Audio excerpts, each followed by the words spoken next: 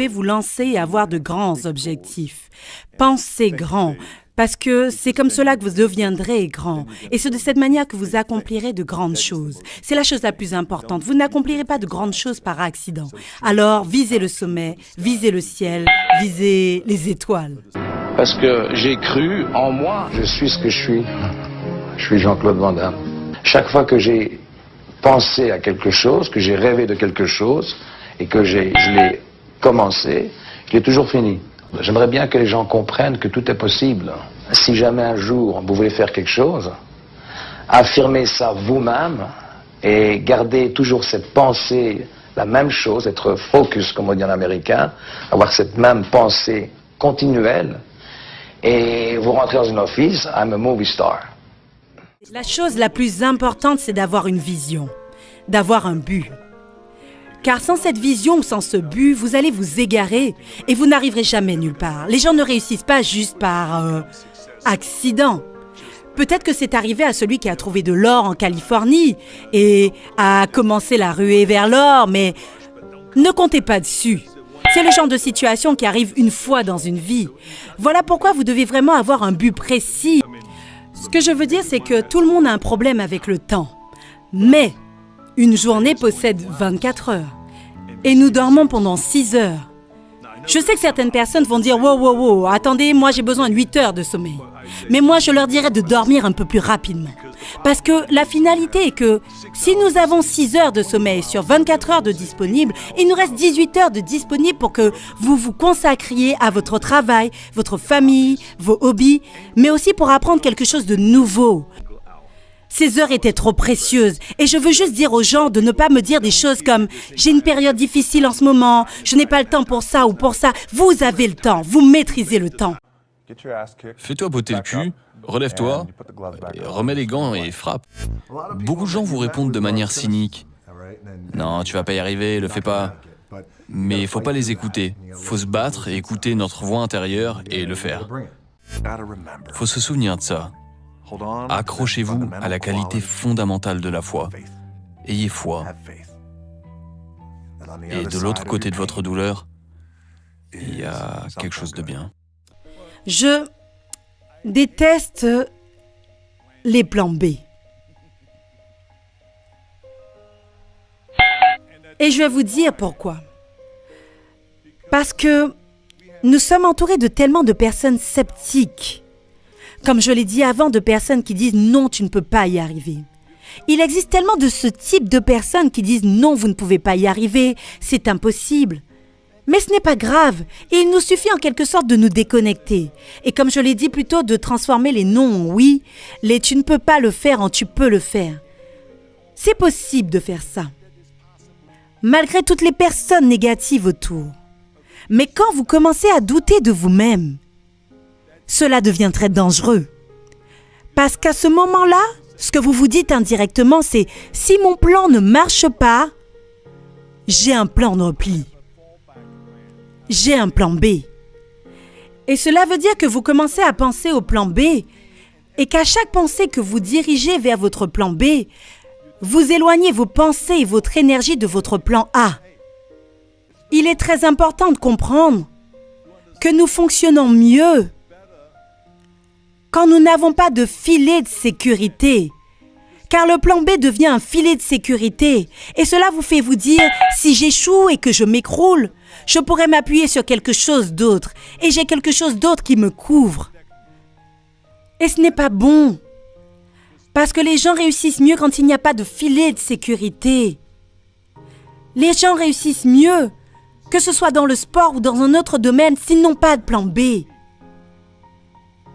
Je vous le dis, je n'ai jamais, au plus grand jamais, eu de plan B. Je me suis totalement engagée à être championne de bodybuilding. Je me suis totalement engagée dans mon rêve d'aller vivre aux États-Unis. Je me suis totalement engagée à intégrer le monde des affaires et être un leader, qu'importe ce que cela impliquerait. Je ferai le job. Je travaillerai encore et encore et encore jusqu'à ce que j'y arrive. J'ai découvert que rien n'a de valeur dans la vie à moins que vous ne preniez des risques. Absolument rien. Nelson Mandela a dit « Il faut toujours viser le plus haut possible plutôt que de mener une vie bien inférieure à celle que l'on est capable d'avoir. Mais je suis sûr qu'avec l'expérience que vous avez eue à l'école, vous allez décider de faire ce que vous voulez de votre vie. Je suis sûr que les gens vous ont dit « Veille bien à avoir une solution de secours sur laquelle tu pourras te rabattre. Fais bien attention à ça, chérie. » Mais je n'ai jamais compris ce concept. Une sortie de secours. Si je dois me planter, je me planterai. Je n'ai pas besoin de quoi que ce soit. J'ai juste besoin de ma foi. Au moins en me plantant, je verrai ce à quoi je dois faire face. Bien en avant. Toujours aller de l'avant. Chaque expérience ratée nous rapproche de plus en plus du succès.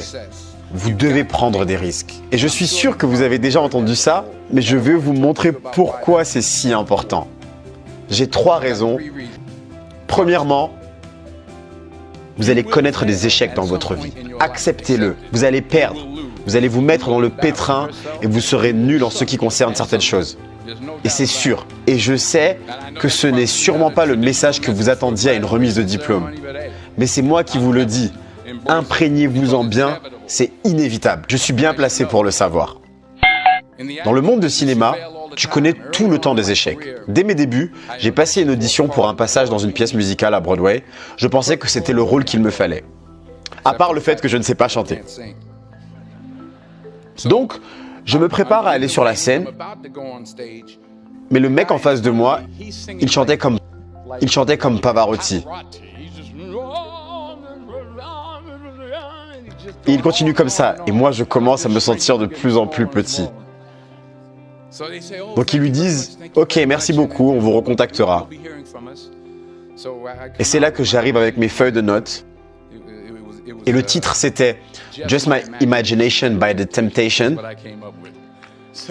Je tends ma feuille à l'accompagnateur, elle regarde ma feuille, puis elle me regarde moi. Et puis elle regarde le directeur genre « Ok ». Après je commence tout content. Oui, je vais chanter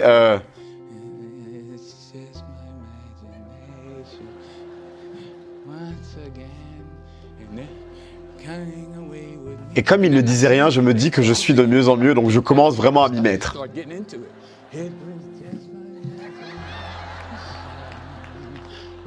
Ok, Monsieur Washington, merci beaucoup, ça sera tout. Et bien sûr, ça n'a pas marché. Mais il m'a rappelé pour une autre scène de l'audition, c'était la partie où il fallait jouer la comédie.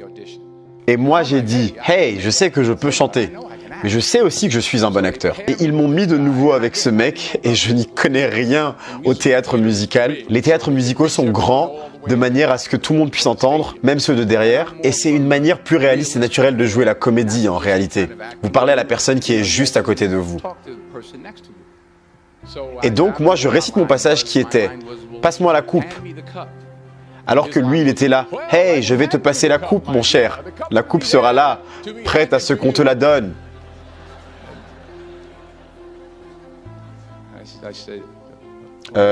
Ok. Devrais-je te rendre la coupe? Oh oui, évidemment que tu devrais me la rendre. Car le sais-tu, cette coupe m'appartient et tu dois me la rendre. Je n'ai bien sûr pas décroché le job. Mais voici la morale de l'histoire. Je n'ai pas abandonné. Je ne me suis pas planté. Je suis sorti de là et j'ai commencé à me préparer pour la prochaine audition. Et ainsi de suite. J'ai prié. Oh oui, j'ai prié et encore prié. Mais les échecs ont continué à se succéder. Mais peu m'importait, car vous savez, il y a un proverbe qui dit « Si tu passes du temps avec un coiffeur, tôt ou tard tu finiras par avoir une coupe de cheveux. » Donc tôt ou tard vous aurez une opportunité, et justement j'ai saisi mon opportunité. L'année passée, à Broadway, j'ai joué dans la pièce Barrière. Quelqu'un m'en a parlé. J'ai gagné le Tony Award. Et heureusement, je n'avais pas eu besoin de chanter. Et c'est là le point important. C'était la même salle de théâtre où j'ai raté cette première audition 30 années plus tôt.